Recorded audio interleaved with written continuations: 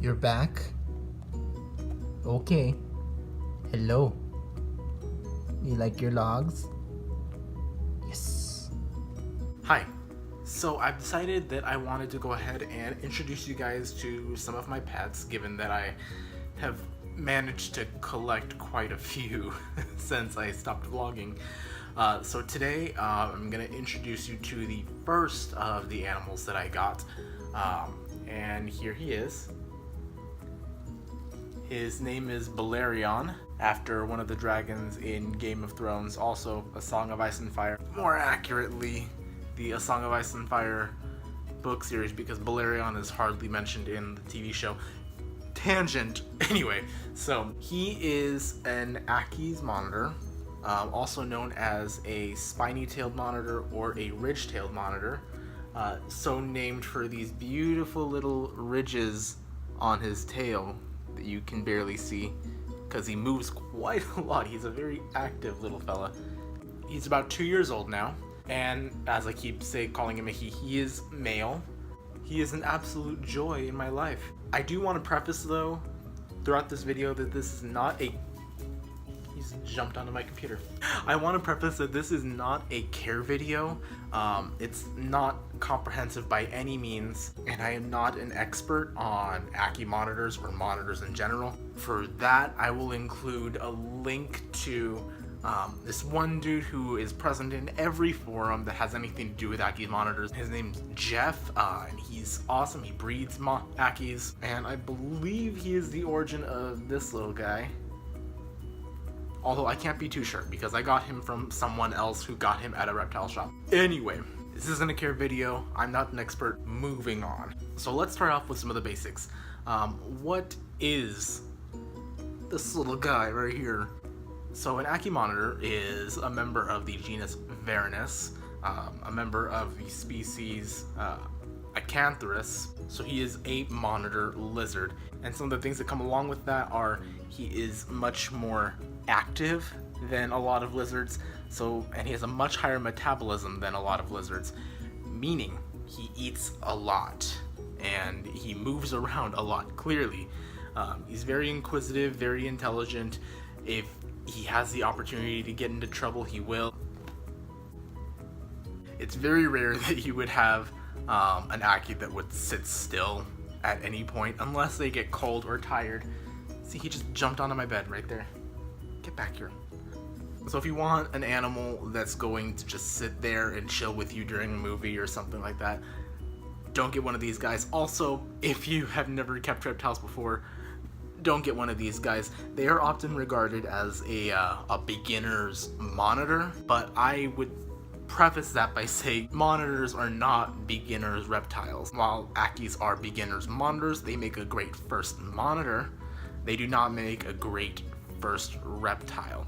And at the most, I would say that they are an intermediate reptile. So after you've been in the hobby for a while, kept a couple different species, then I would say try your hand at owning an Ackie. If not, then wait or do a ton of research. Because trust me, I did a ton of research before getting this guy, and I still learned a lot of stuff after having him, and I'm still working on his enclosure. Speaking of that enclosure, let's give you a little show of that. So here you see his enclosure. It's a bit misty. You will see it is 6 feet long by 2 feet wide. I'm gonna get a cage for that little light there, so don't worry about that. But yeah, and I have about 4 to 6 inches of substrate down here because Ackies do like to burrow a lot more than they like to climb. So it is very good idea to have some sort of burrowing substrate that they can use to bury themselves in. And you'll notice right here when I put my fingers in there, it relatively holds the shape. Now for the substrate, I use a combination of coconut fiber, cypress mulch, and excavator clay, along with a ton of water to keep it moist, because these guys, they need quite a bit of humidity. between 65 and 85% humidity. A lot of people might tell you that because these guys come from Australia, and they do come from Australia, that they are a desert species, which is absolutely incorrect. While they do come from Australia, they come from the more tropical parts of Australia in the north, more towards where Indonesia is. So they require a lot of humidity, moisture, plant life if you can. Just in case you guys didn't get a good enough view, this is the entirety of his cage. Notice his little basking spot right there. He has this little log that he likes to sleep in. A bunch of rocks mostly there just in case that spot is too hot for his taste, so you can choose from any of these. This little log, he likes to dig underneath that, and underneath this, which is actually a mosasaur fossil that I got at an antique shop. A little bit of water. It's good to have water in there even though they rarely drink from it.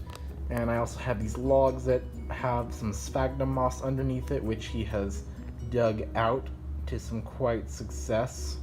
How English. Very English. Very good.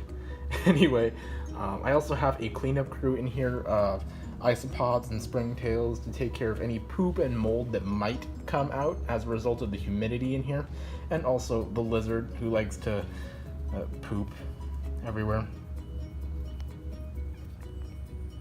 And as you can see, he likes to roam, and he will at any given point try to come out if he can. Yes. No, come on, I'm trying to prove a point about how inquisitive you are. Oh my god. Or he'll just hide. As for feeding, these guys are wonderful in that they will take a really nice variety of different kinds of food. Oh look, he's actually staying still, thank god. My staple for him is dubia roaches, which I like because they're very nutritious and they're easy to find, at least for me, given that I have about 4 different reptile shops around me that sell dubia roaches. If you can't find dubia roaches, crickets are a great alternative. Just be sure to, with any feeders that you give them really, to dust them with calcium powder and a multivitamin. I like to do 1 part multivitamin to 5 parts calcium. That helps to make sure that there's no sort of overdose going on there. Other kinds of foods that they can have are things like mealworms, silkworms, waxworms, hornworms, all manner of worms, also eggs, preferably raw, ground meat like turkey, which not the best thing because it's rather nutrient poor for them, but they can eat it. Some other things that they can have are things like pinkies, which not that great really often. I wouldn't feed them like a snake where you would just feed them rodents all the time, because they would get really, rodents are really fatty, and then you might get an obese lizard. So not a staple of pinkies, but as an occasional treat it does work. They can also eat other kinds of different feeders, even things like small frogs, feeder lizards like anoles and geckos. Minnows even might work for them as like a sort of fish feeder, even like small pieces of shrimp. Really anything that's like meat based, they can eat it. Some things that I would not feed them are things like fruits, vegetables. They really can't eat them or digest them. They're not part of their natural diet. You're just gonna chill there? That doesn't look comfortable, but okay. I wouldn't feed them anything, any plant matter at all. They really can't digest it. They're not really built for it. Also, I personally wouldn't feed them anything like beef or pork or anything like that, just because these things are mostly gonna be used to eating animals around their size in the wild, so that really limits them to more to like birds, reptiles, amphibians, and fish, provided that they are small enough to fit inside that little mouth right there. Overall, I would recommend having a staple diet of either dubia roaches or crickets. Really anything else as a staple would probably result in some kind of health problem. I have seen different Ackies around have things like diabetes, gout,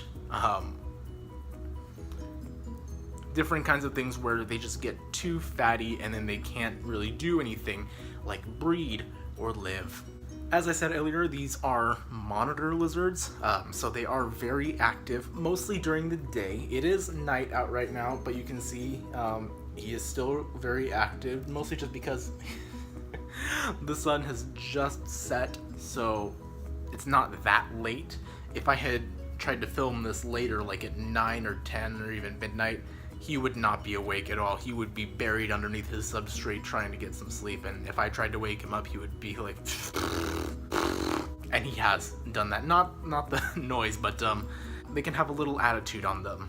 They can be, monitor lizards in general can be quite the sassy, temperamental animal. They are prone to little fits of being a bit pissy, to be quite honest. And like I said, they are very intelligent, so if they can get into trouble, they will.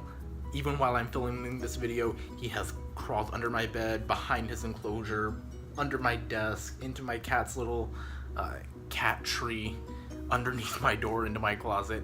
He's gone everywhere just to see what's around. So he's very inquisitive, and if he can get into trouble, he will. Other fun facts about these monitors is that they are social, so you can actually cohabitate them. Now, while I never recommend keeping more than one male in an enclosure because males will fight, keeping a male in with a female or a pair of females is perfectly fine. Also, hatchlings, particularly if they are of the same clutch, will do pretty well together until they reach sexual maturity, at which point they will either begin to breed or fight, sometimes both. They also have a mildly potent venom, which I have gotten to experience firsthand, because this guy, he needs to shed. Like all reptiles, he needs to shed. So I give him a nice little soak, maybe once or twice a week. Twice a week if he's deep in shed, once a week otherwise. He doesn't like it. He doesn't like his baths at all. And if I try to get him out, if I'm not careful, he will bite me. And these guys have disproportionately painful bites. They have a bunch of teeny tiny dirty little teeth, a bunch of tiny little razors that will lacerate your skin and tear into your flesh and make you bleed all over the place. And that venom in their mouth, it is an anticoagulant, so not only will you bleed, you will keep bleeding for a while. But luckily enough, it's also a numbing agent, so while you will be bleeding, you won't really feel it after a while. It will swell up though. It's a bit like a bee sting. And because these guys are a bit more active, they also have a wonderful ability of breathing while running, thanks to this little throat pouch that they have. If I can get him over here. I don't know if you can see it right now, but ooh, he's giving the camera a little sniff. He has like this little throat pouch that allows him to breathe while he's running, because most lizards, the muscles that run their front legs are the same muscles that allow their lungs to expand and contract. So while a lizard is running, it cannot breathe.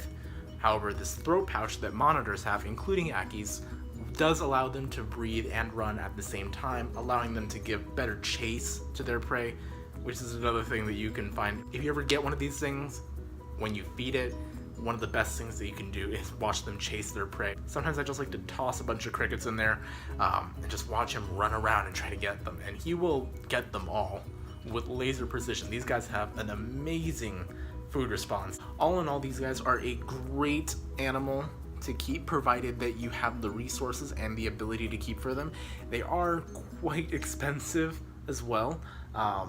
Like this cage, I got it on Craigslist for $250, but it retails for around $500 to $600. This lizard himself, he's a male, so I got him, once again, I got him cheaper than normal. I got him for like $300 something.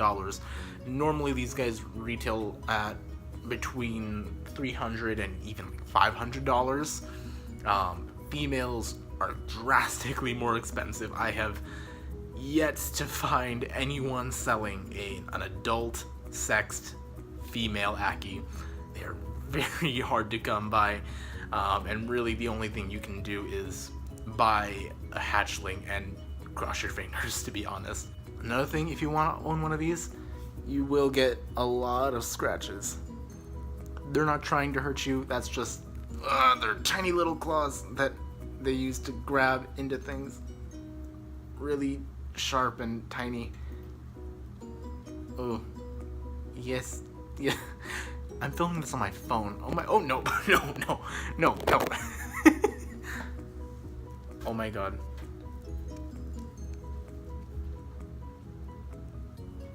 I'm gonna calm down for the camera.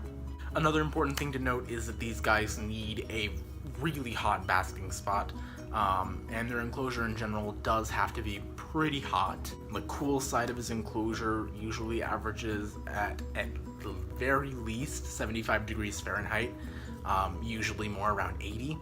The hot side of his enclosure averages around 100 degrees Fahrenheit, and his basking spot is usually between 120 and 150 degrees Fahrenheit. So they require a really hot basking spot, and they need that in order to digest their food properly. If you don't give them that hot basking spot, you're gonna have a constipated lizard. Come back, we need to film the outro. God, where the fuck did this lizard go?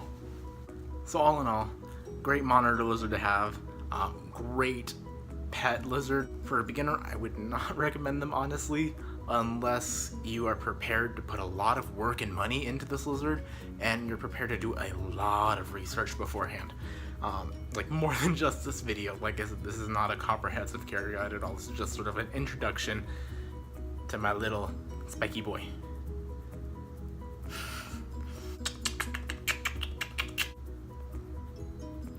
So anyway, thank you all for watching. I hope you enjoyed this video. If you have any questions about these little guys, feel free to leave them in the comments below. I'll be more than happy to answer any questions you guys have. And until next time, see ya. How many times have you fallen in this video? I swear. Look, I'm a little chicken.